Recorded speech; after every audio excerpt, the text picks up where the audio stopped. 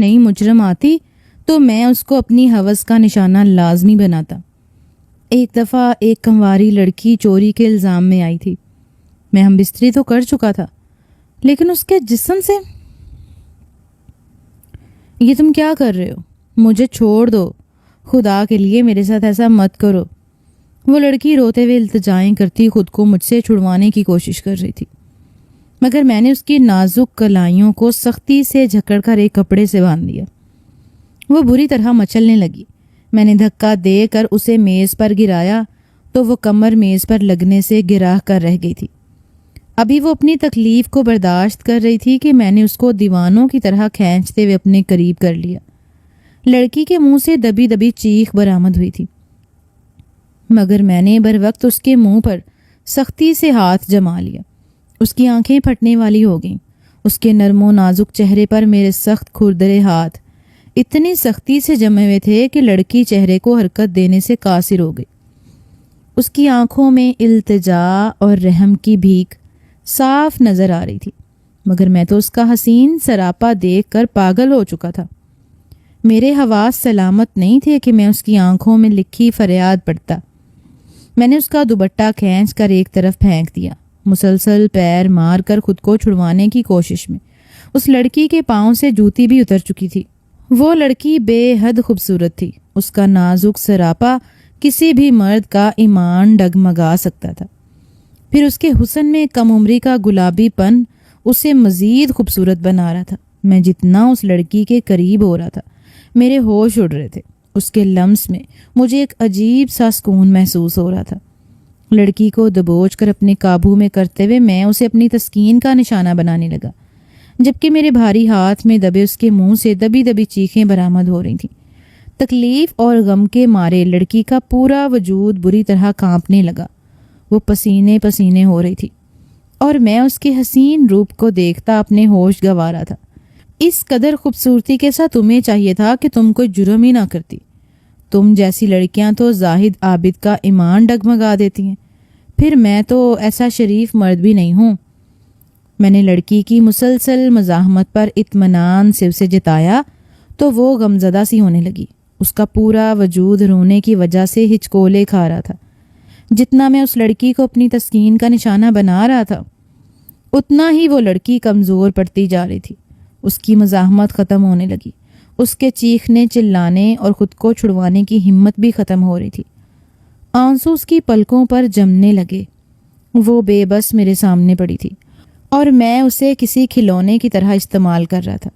وہ میری طاقت کے سامنے تو ایک بے جان سی گڑیا لگ رہی تھی۔ اس کے اندر اتنا زور نہیں تھا کہ خود کو مجھ سے چھڑوا سکتی یا میرا مقابلہ کر سکتی۔ میری عمر 40 سے بھی اوپر تھی اور میں بہت مضبوط تھا۔ عورتوں کو استعمال کرنے کی عادت بہت پرانی تھی۔ میں جانتا تھا کیسے عورت کو زیر کرنا ہے۔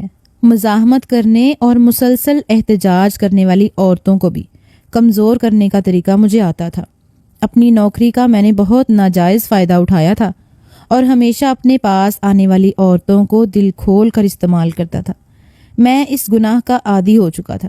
اگر کوئی عورت ایک رات کے لیے بھی میرے پاس آتی تو میں ایک بار اسے اپنی تسکین کا ذریعہ بناتا تھا۔ حالانکہ میں شادی شدہ مرد تھا اور میرے خوبصورت بیوی بچے تھے، مگر جو مزہ غیر عورتوں سے ملتا تھا وہ مزہ بیوی نہیں دے سکتی تھی۔ کسی نے سچ کہا ہے، گناہ میں بہت لذت ہوتی ہے۔ میں بھی اسی لذت کا طلبگار ہو رہا تھا، اور پھر سامنے پڑی خوبصورت اور کنواری لڑکی دیکھ کر میں اپنے ہوش و حواس کو گوا بیٹھا تھا۔ اگر مجھے اس لڑکی کے لیے مشکل کا سامنا کرنا پڑتا تو میں اسے حاصل کرنے کے لیے وہ بھی کر بیٹھتا۔ پھر یہاں تو سب کچھ میرے ہاتھ میں تھا۔ وہ لڑکی میری قید میں تھی اور میں اسے دل کھول کر استعمال کر سکتا تھا۔ اس کے ایک چھوٹے سے جرم کی میں نے اسے اتنی بڑی سزا دے ڈالی تھی، اور پوری رات اس لڑکی کو بے بس کیے میں استعمال کر رہا تھا۔ وہ لڑکی پہلے تو کتنی دیر مزاحمت کرتی رہی اور پھر مجھ سے التجائیں کرتی، مگر پھر اس نے جلد ہی ہار مان لی اور جان لیا کہ میں اسے ایسے چھوڑنے والا نہیں ہوں۔ اس لڑکی کی آنکھوں میں پہلے بے یقینی ابھری تھی اور اب وہ بالکل ویران آنکھوں سے چھت کو تکتی جا رہی تھی۔ یہ اس کی بدقسمتی تھی کہ مجھ جیسے مرد کے پاس آئی تھی۔ صبح کے قریب میں نے اس لڑکی کو چھوڑا تھا۔ وہ بے جان ہو چکی تھی۔ رات کے اندھیرے میں نے اس لڑکی کو ٹھیک سے نہیں دیکھا تھا، مگر دن کی ہلکی ہلکی روشنی پھیلی تو میں نے اس لڑکی کا لباس اٹھایا تاکہ اسے ڈھانپ کر وہاں سے بھیج سکوں، مگر تب میری نظر اس لڑکی کے وجود پر پڑی تو اس کا جسم دیکھ کر مجھے جھٹکا لگا۔ کاش وہ لڑکی میرے سامنے نہ آتی تو میں ایسی مشکل کا شکار نہ ہوتا، مگر تب میرے پاس پچھتاوے کے علاوہ کوئی چارہ نہیں تھا۔ اس روز میں ڈیوٹی پر بیٹھا بری طرح تھکاوٹ کا شکار ہو رہا تھا جب اچانک پولیس والوں کا شور شرابہ سنائی دیا۔ مجھے پولیس ٹیم پر بہت غصہ آیا تھا۔ اس سے پہلے کہ میں انہیں ٹوکتا یا ڈپٹ کر خاموش رہنے کا کہتا، میری نظر پولیس کے گھیرے میں کھڑی لڑکی پر پڑی اور میں چونک گیا۔ یہ لڑکی کون ہے اور کس جرم میں آئی ہے؟ میں حیرت زدہ سا سامنے کھڑی لڑکی کو دیکھ رہا تھا۔ اس کی عمر بمشکل 18-19 برس کے قریب تھی اور وہ خوبصورت اور سہمی ہوئی لگ رہی تھی۔ اس کے چہرے سے دیکھ کر لگتا تھا اس نے زندگی میں کبھی کوئی چوئنٹی تک نہیں ماری ہوگی۔ اتنی ڈری ہوئی لڑکی جیل تک چلی آئی تھی اور پولیس والے اسے ذلیل کر رہے تھے۔ لڑکی رو رہی تھی۔ میں جلدی سے اس کے پاس جاتے ہوئے اس لڑکی کا جرم پوچھا تو پولیس والوں نے مجھے بتایا کہ وہ لڑکی چوری کرتے ہوئے پکڑی گئی ہے۔ ایک بہت بڑے سٹور سے وہ پچھلے چند دنوں سے مسلسل کھانے کی چیزیں چرا رہی تھی۔ سٹور والے نے اس کی چوری محسوس کی تو پولیس والوں کو اطلاع دے دی اور اسے جیل میں پہنچا دیا۔ میں سن کر ٹھٹک گیا۔ لڑکی کے زرد کمزور چہرے کو دیکھ کر ہی مجھے اندازہ ہو گیا تھا کہ اس نے وہ چوری افلاس سے مجبور ہو کر کی تھی، مگر اس وقت میری نظروں میں اس کے لیے کوئی ہمدردی نہیں تھی، بلکہ میں پسندیدہ نظر سے اس لڑکی کا جائزہ لے رہا تھا۔ وہ سادہ سے لباس میں تھی اور سر پر ایک چھوٹا سا دوپٹہ رکھا ہوا تھا۔ اس کے بکھرے الجھے سے بال بار بار چہرے پر آ رہے تھے۔ اس کا حلیہ بہت ہی غریبانہ تھا اور حالت بھی خراب ہو رہی تھی، مگر پہلی نظر میں ہی مجھے اس کی شفاف آنکھوں کی چمک اور چہرے کی معصومیت نے متوجہ کیا تھا۔ میں اس لڑکی کے سامنے گیا تو وہ سہم کر پیچھے ہو گئی۔ میں بہت مجبور ہو گئی تھی، اس لیے میں نے چوری کی، مگر میں آئندہ ایسا نہیں کروں گی۔ مجھے یہاں سے جانے دو، میں جیل میں نہیں رک سکتی۔ لڑکی مجھے دیکھتے ہی منت سماجت کرنے لگی اور صفائیاں پیش کرنے لگی۔ اسے لگ رہا تھا میں کوئی نیک شریف مرد ہوں جو اس کی مجبوری جان کر اسے جانے دے گا، مگر میں تو کچھ اور ہی سوچ رہا تھا۔ میں عورتوں کا شوقین مرد تھا، رنگین مزاج اور حسن کا دیوانہ تھا۔ مجھے تو اس لڑکی کا نازک سراپا متوجہ کر رہا تھا۔ ایسی لڑکی اگر غلطی سے بھی میرے سامنے آتی تو میں نہ جانے دیتا۔ پھر یہاں سے تو اس کا جرم بھی ثابت ہو چکا تھا۔ میں نے کہا تھانے کے اصول ہوتے ہیں، میں تمہیں اپنی مرضی سے یوں بھیج نہیں سکتا۔ تم پر FIR کاٹی گئی ہے، پہلے مجھے کچھ تفتیش کرنا ہوگی اور تمہیں جرمانہ بھی ادا کرنا ہوگا، تم پھر ہی جا سکتی ہو۔ میں اسے گہری نظروں سے دیکھ رہا تھا۔ لڑکی اس معاملے میں بہت لاپرواہ لگ رہی تھی۔ اسے اندازہ ہی نہیں ہوا میری نظریں اس کے وجود پر ٹھکی ہوئی ہیں۔ میرے الفاظ پر وہ مایوس ہو گئی، کہنے لگی ٹھیک ہے، میں تفتیش کے لیے تیار ہوں، مگر میں قسم کھا کر کہتی ہوں ایسا کوئی جرم نہیں کیا جس میں کسی کا نقصان ہو۔ میں کھانے پینے کا بہت سستا سامان اٹھاتی تھی اور اتنی تعداد میں اٹھاتی تھی کہ چند پیسوں کا نقصان ہوتا۔ دکاندار میری مدد کرنے کے لیے تیار نہیں تھا۔ میں نے ہر دکان سے ادھار مانگا۔ گھر میں چھوٹے بہن بھائی بھوکے ہیں۔ مجھے ہر طرف سے مایوس ہو کر چوری کرنا پڑی۔ کہنے لگی مجھے نہیں لگتا کہ قانون مجھے اس مجبوری کی بھی سزا دے سکتا ہے۔ میں نے سر ہلا دیا۔ میں کوئی ذمہ دار انسان ہوتا تو یقیناً اس لڑکی کی سزا میں نرمی کر سکتا تھا اور میں چاہتا تو اسے ایک سخت وارننگ دے کر وہاں سے بھیج دیتا، مگر میں نے لیڈی پولیس کو بلایا اور اس سے کہا کہ لڑکی کو جیل میں لے جاؤ، مگر خیال رکھنا اس پر سختی نہ کی جائے اور نہ ہی اس کے ساتھ کوئی بدتمیزی کرنا۔ اس کا معاملہ میں خود دیکھوں گا۔ اس کا جرم اتنا بڑا نہیں ہے کہ تم اس کے ساتھ کوئی سخت رویہ رکھو۔ میں نہیں چاہتا تھا کہ اس لڑکی کو کوئی نقصان پہنچے، اسے سب سے پہلے میں حاصل کرنا چاہتا تھا۔ میری تاکید پر لیڈی پولیس نے سر ہلایا اور لڑکی کا بازو پکڑ کر اسے جیل لے گئی۔ لڑکی نے جاتے جاتے بھیگی نظروں سے مجھے دیکھا۔ اس کی آنکھوں میں التجا صاف نظر آ رہی تھی، مگر میں ابھی اس پر ترس کھا کر اسے ہاتھ سے جانے نہیں دے سکتا تھا۔ دن بھر کام نپٹا کر میں رات کو فارغ ہوا تو گھر جا کر آرام کرنے کی بجائے سیدھا اس لڑکی کی جیل تک پہنچ گیا۔ حالانکہ صبح تھانے میں کچھ افسران نے آنا تھا اور ان افسران کا سامنا کرنے کے لیے ضروری تھا کہ میں گھر جا کر آرام کرتا اور صبح سویرے تازہ دم ہو کر اپنی ڈیوٹی پر چلا آتا۔ مگر میں نے وہ رات اس لڑکی کے ساتھ گزارنے کا سوچ لیا تھا۔ میں اس کی جیل تک پہنچا تو وہ ایک دیوار کے ساتھ لگ کر بیٹھی رو رہی تھی۔ اس کے پورے وجود پر لرزہ طاری تھا، لگتا تھا جیسے کسی تکلیف کا شکار تھی۔ میں نے جیل کا دروازہ کھلوایا اور لڑکی کو دیکھنے لگا۔ وہ بھی سر اٹھا کر مجھے دیکھ رہی تھی۔ مجھے دیکھتے ہی اس کی آنکھوں میں ایک امید جاگی اور وہ کھڑی ہو کر میری طرف بھاگی۔ کیا میری سزا ختم ہو گئی ہے؟ لڑکی نے آس سے پوچھا۔ میں نے اسے کہا ہاں ایسا ہی سمجھ لو، تم میرے پیچھے آؤ، مجھے کچھ ضروری بات چیت کرنی ہے، پھر تم اپنے گھر جا سکتی ہو۔ میں بہانے سے اسے ایک کمرے میں لے گیا۔ یہ خالی کمرہ عام طور پر مجرموں سے ان کا جرم اگلوانے کے لیے استعمال کیا جاتا تھا، مگر اس وقت میں وہاں سے سب کو ہٹا کر اس لڑکی کو وہاں لے آیا تھا۔ لڑکی اپنے انجام سے بے خبر میرے پیچھے چلتی رہی اور مجھے قسمیں کھا کھا کر اپنے حالات بتانے لگی۔ اس کے الفاظ جھوٹے نہیں تھے، وہ مسلسل رو رہی تھی۔ یتیم لڑکی تھی مگر مجھے اس کی پرواہ نہیں تھی۔ مجھے تو اس بات سے خوشی ہوئی تھی کہ وہ کمواری اور کم عمر لڑکی ہے۔ اس کا مردوں سے کوئی تجربہ نہیں تھا، اسے مجھ سے پہلے کبھی کسی نے ہاتھ نہیں لگایا تھا۔ یقیناً اس کے بکھرے حلیے کی وجہ سے اسے سب ایک فقیر نہیں سمجھتے تھے۔ جیل میں اکثر مجھے خرانٹ یا بڑی عمر کی عورتیں ملتی تھیں۔ پہلی بار میرے سامنے کم عمر لڑکی آئی تھی، میرا دل جوش سے دھڑک رہا تھا۔ اس لڑکی کو کمرے میں لے جاتے ہی میں نے اسے اپنی ہوس کا نشانہ بنایا تھا اور اس لڑکی کی چیخوں التجاؤں پر کان نہیں دھرے تھے۔ اب میں ساکت سا پھٹی پھٹی آنکھوں سے اس لڑکی کو دیکھ رہا تھا۔ میں جلدی سے اس لڑکی کو لے کر کمرے سے باہر نکلا۔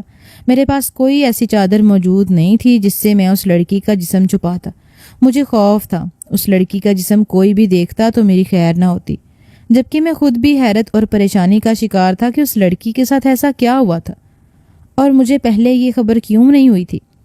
میں ابھی باہر نکلا تھا کہ پولیس والا میرے پاس آیا۔ اس نے بتایا کہ افسران پہنچنے والے ہیں اور وہ آتے ہی تھانے کا وزٹ کریں گے۔ جیلیں صاف کی جا چکی تھیں، قیدی عورتیں بھی تمیز اور ادب سے اپنی اپنی کوٹڑی میں بیٹھی ہوئی تھیں، جبکہ اس لڑکی کو لیے کھڑا تھا۔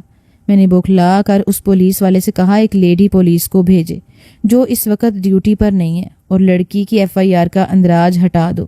میں پسینے پسینے ہو رہا تھا۔ میری بوکھلاہٹ پر پولیس والا بھی حیران ہو گیا، کیونکہ میں زندگی میں کبھی ایسے حواس باختگی کا شکار نہیں ہوا تھا۔ ایک با اعتماد جیلر تھا جس سے آج تک کوئی غلطی نہیں ہوئی تھی۔ میں جتنی بھی قیدی عورتوں کو استعمال کرتا تھا ان کی خبر کبھی افسران تک نہیں پہنچی تھی، کیونکہ ان عورتوں کو استعمال کرنے کے بدلے میں ان کی سزاؤں میں نرمی کرتا تھا۔ وہ عورتیں مجھ سے نفرت کرنے کے باوجود میرے بارے میں کسی کو بتا نہیں سکتی تھیں۔ پہلی بار اس لڑکی کی وجہ سے میں بری طرح پھنس چکا تھا۔ پولیس والے نے میری مدد کی۔ ایک لیڈی پولیس والی بھاگتی بھی میرے پاس آئی۔ میں نے اس لڑکی کو اس کے حوالے کیا اور اس سے کہا کہ اسے رازداری سے کسی ہسپتال میں پہنچاؤ اور ڈاکٹر سے کہہ دینا کہ احتیاط سے اس کا علاج کرے، میں بعد میں اس سے ملنے آؤں گا۔ لیڈی پولیس سوالیہ نظروں سے مجھے دیکھتی رہی، مگر جلد بازی میں اسے کوئی تفصیل نہیں بتا پایا تھا۔ اسی لمحے جب لیڈی پولیس لڑکی کو لے کر تھانے سے نکلی تھی، افسران پہنچ گئے۔ میرا حلیہ بہت خراب ہو رہا تھا۔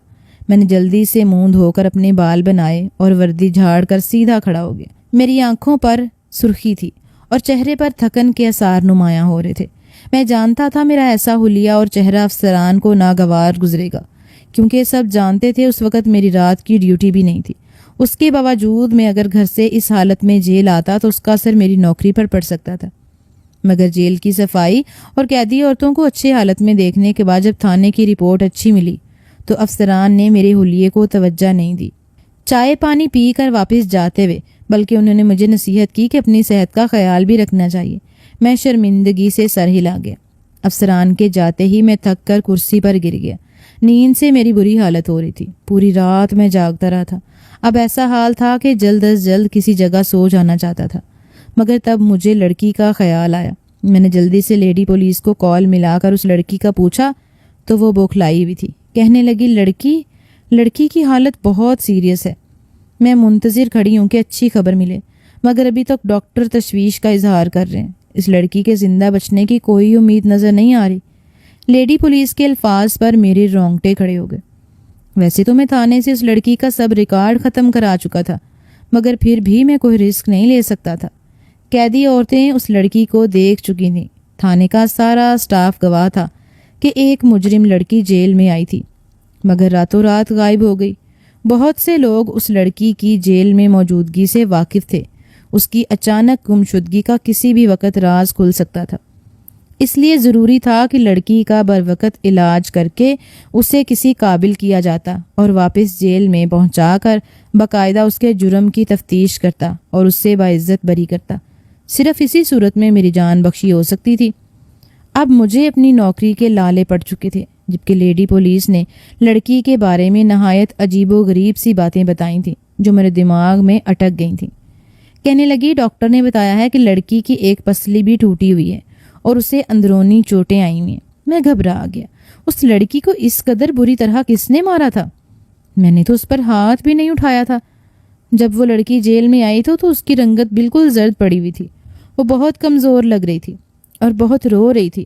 مجھے اندازہ ہوا کہ وہ تب بھی تکلیف کا شکار تھی مگر اپنی پریشانی میں کچھ بتا نہیں پائی۔ پولیس والے مسلسل اسے دھکے دے رہے تھے۔ کسی کو خبر نہیں ہوئی کہ اس چادر کے اندر چھپے وجود پر کیسی قیامت گزر چکی تھی۔ میری ہدایت پر لیڈی پولیس اسے جیل میں ادب سے لے گئی تھی مگر جب میں رات کو وہاں پہنچا تب بھی میں نے دیکھا کہ وہ لڑکی باقی سب کی طرح سونے کی بجائے دیوار سے لگی رو رہی تھی۔ اس کی حالت پہلے ہی ناساز تھی اور یہ بات واضح تھی کہ وہ کسی تکلیف اور پریشانی کا شکار ہے، مگر میں نے توجہ نہیں دی۔ مجھے یہی لگا کہ وہ لڑکی قید ہو کر آنے کی وجہ سے گھبرائی ہوئی ہے اور خوف زدہ ہو رہی ہے، مگر وہ اپنی جسمانی چوٹوں کی وجہ سے تکلیف کا شکار تھی۔ ویسے تو میرا رویہ کبھی عورتوں کے ساتھ نرم نہیں ہوتا تھا، مگر اس لڑکی کی معصومیت تھی کہ میں بے اختیار اس کو نہایت نرمی سے چھوتا رہا تھا۔ میری اسی احتیاط اور نرمی کی وجہ سے وہ لڑکی زندہ تو بچ گئی مگر مرنے کے قریب ہو گئی تھی، کیونکہ پوری رات میں اسے اپنی ہوس کا نشانہ بناتا رہا تھا اور وہ پہلے ہی کسی کے ہاتھوں زخمی ہو کر میرے پاس آئی تھی۔ میں ایک عزت بھری ملازمت کر رہا تھا، اب لڑکی کے معاملے میں پھنس کر اپنی نوکری نہیں گنوانا چاہتا تھا، ورنہ میں کہیں کا نہ رہتا اور ضلالت میرے خاندان تک پہنچتی تو لوگ مجھ پر تھو تھو کرتے۔ میں فوراً ہسپتال پہنچ گیا۔ لیڈی پولیس وہاں سے جا چکی تھی۔ میں نے ڈاکٹر کو اچھی خاصی بھاری رقم پکڑا دی اور اس سے کہا کہ ہر حال میں مجھے لڑکی کی زندگی چاہیے۔ کہنے لگی ہمارا کام علاج کرنا ہے اور ہم اس کی پوری کوشش کر رہے ہیں، مگر لڑکی کی حالت بہت ناساز ہے۔ پہلے اسے بری طرح مارا گیا ہے، پھر اسے زیادتی کا نشانہ بھی بنایا گیا، اس لیے لڑکی کے لیے دوبارہ زندگی کی طرف لوٹنا مشکل ہو رہا ہے۔ ڈاکٹر کی بات سن کر خفت سے نظریں چرانے لگا۔ میں نے کہا لڑکی چوری کے جرم میں تھانے پہنچائی گئی تھی۔ اب میں اس معاملے کی تہہ تک پہنچنا چاہتا ہوں۔ اس کے لیے ضروری ہے کہ لڑکی زندہ بچ جائے، مگر میری اور ڈاکٹر کی کوشش ناکام ہو گئی۔ لڑکی چند گھنٹوں میں سانسیں ہار گئی۔ میں اپنی جگہ ساکت بیٹھا رہ گیا۔ پوری رات میں اس لڑکی سے سکون حاصل کرتا رہا تھا۔ فجر کے بعد روشنی میں دیکھا تو مجھے اس لڑکی کے وجود پر نہایت عجیب سے نیل نظر آئے۔ ویسے تو میں بھی رات بھر اس لڑکی کو استعمال کرتا رہا تھا، مگر میں نے اسے مارا ہرگز نہیں تھا، جبکہ اس کے وجود پر چوٹوں کے گہرے نشانات تھے۔ وہ لڑکی میرے قریب آنے پر ہی تکلیف سے چیخنے لگی تھی۔ مجھے لگا تھا کہ وہ صرف خوف کا شکار ہے، مگر اس کا وجود زخمی تھا۔ لڑکی کو اس کے لواحقین تک پہنچایا، بات چھپانے کی کوشش کی، مگر نوکری میں جہاں وفادار ساتھی ہوں وہاں کچھ دشمنی بھی دل میں رکھے بیٹھے ہوتے ہیں۔ کسی نے معاملہ جان لیا اور اوپر تک بات پہنچ گئی اور میری وردی اتر گئی۔ میں نے آن ڈیوٹی ایک مجرم اور لڑکی کو جسمانی تشدد اور زیادتی کا نشانہ بنایا۔ میں ذلیل ہو کر تھانے سے نکلا تھا۔ گھر والے پریشان ہوئے، بیوی لان تان کرنے لگی اور لڑ جھگڑ کر میکے جا بیٹھی۔ خاندان والے الگ توبہ توبہ کرنے لگے۔ میں ذلیل ہو کر رہ گیا، صرف اس لیے کیونکہ اپنی تسکین کے لیے لڑکی کی زخمی حالت محسوس نہیں کر پایا۔ اللہ کی پکڑ تھی کہ اتنی بڑی غلطی کر بیٹھا۔ کچھ عرصہ منہ چھپائے گھومتا رہا تھا، پھر سوچا لڑکی کی حالت کا راز جان لوں۔ یہ سوچ کر ایک روز اس لڑکی کے گھر پہنچ گیا۔ ایڈریس تو تب جان لیا تھا جب لڑکی کی لاش اس کے گھر پہنچی۔ اس روز جا کر مجھے جو حالات پتہ چلے اس پر مجھے شدید دھچکا لگا تھا۔ اس لڑکی کے گھر 2-3 کم عمر بچے تھے اور ایک بیمار عورت رہ رہی تھی۔ گھر پر کوئی مرد نظر نہیں آیا تھا۔ خود کو پولیس والا ظاہر کر کے عورت سے بہانے سے میں نے اس کی بیٹی کی موت کے بارے میں پوچھا تو عورت اور رونے لگی۔ بولی اچھا ہی ہوا میری بیٹی ایسی زندگی سے جان چھڑوا گئی ہے، ورنہ اسے روز تکلیف جھیلنا پڑتی تھی۔ میں اس بات پر ٹھٹک گیا۔ میرے پوچھنے پر عورت نے بتایا کہ بیٹی پہلے شوہر سے تھی، مرحوم شوہر کی وفات کے بعد عورت نے دوسری شادی کی۔ وہ مرد سوتیلی بیٹی کو تشدد کا نشانہ بناتا تھا۔ وہ جواری اور نشے باز تھا، سارا دن بیٹھ کر پیسہ اڑاتا تھا، اور وہ لڑکی بیچاری بہن بھائیوں کا پیٹ بھرنے کے لیے گھر سے نکل کر چوریاں کرنے لگی تھی۔ تب عورت نے بتایا کہ اس کا شوہر اس کی بیٹی کو بری طرح مارتا پیٹتا تھا۔ وہ لڑکی چوری نہیں کرنا چاہتی تھی، مگر سوتیلے باپ نے بری طرح مار پیٹ کر کے اسے گھر سے نکال دیا تھا تاکہ وہ چوری کر کے لائے اور ان کے پیٹ پالے۔ چوری کرتے ہوئے وہ لڑکی پکڑی گئی اور مجھ تک پہنچ گئی۔ میں اپنے خاوند پر نادام سا بیٹھا ہوا تھا، مگر اب کوئی فائدہ نہیں تھا۔ عورت نے التجا کی کہ اس کے شوہر اور اس کی بیٹی کے قاتل پولیس والوں کو سزا دلواؤں۔ میں سچ چھپائے اس گھر سے نکل آیا تھا۔ اب پچھتاوے کا شکار رہنے لگا ہوں۔